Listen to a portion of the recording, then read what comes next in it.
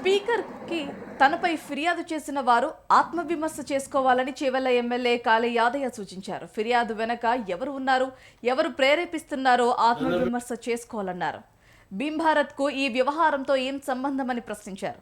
భీంభారత్కు 10 ఏళ్లుగా మామూలు ఇస్తున్నానని, అయితే ఈ విషయాన్ని తాను ఎక్కడా కూడా చెప్పలేదు అని అన్నారు కాళీ యాదయ్య. దీన్ని ఆసరాగా చేసుకొని తనను దెబ్బతీయాలని కొందరు ప్రయత్నిస్తున్నారని ఆరోపించారు.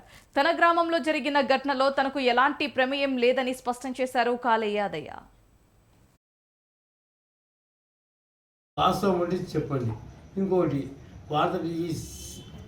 కొన్ని సంకల పేపర్లు సమాజంలో అట్టడుగున్నటువంటి దీని వెంబడి ఎవరైతే ప్రేరేపిస్తున్నారో ఇప్పటికైనా ఆత్మవిమర్శన చేసుకోవాలి.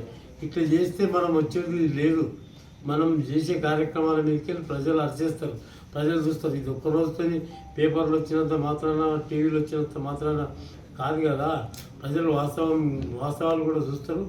ఈ వాస్తవాలన్నీ కూడా సమాజానికి, లోకానికి, ప్రజలకు తెలవాలన్న సంకల్పంతో మీ ద్వారా ఈ విషయాలు చెప్పడం జరుగుతుంది. మీ గ్రామంలో జరిగిన మొన్న ఏదైతే ఇష్యూ అయిందో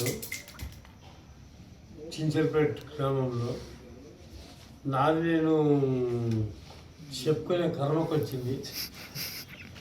అయితే మొన్న ఏదైతే ఓడిపోయిన ఇంటి మీదకి పోయి ఉప సర్పంచి, సర్పంచి ఒక 50 మంది ఇంటి మీదకి పోయి దర్వాజాలు పెట్టినారు. వాళ్ళు అడవిలలో వేసుకుంటున్నారు. తెలిసిన అన్సూయ అనంతరాములు కూడా లాస్ట్ టైం మార్కెట్ డైరెక్టర్ ఇచ్చిన నేను నవాపేట మార్కెట్ డైరెక్టర్ అందరికీ అన్ని రకాలుగా చేస్తున్నాను. నా ఊళ్ళో అనీతంతో మేఘరాజును తిట్టిన. ఎందుకు పోయినా ఇంటి మీదకి ఎందుకు పోయినారు, ఇక్కడ రండి మాట్లాడమన్నారు. తిట్టినాక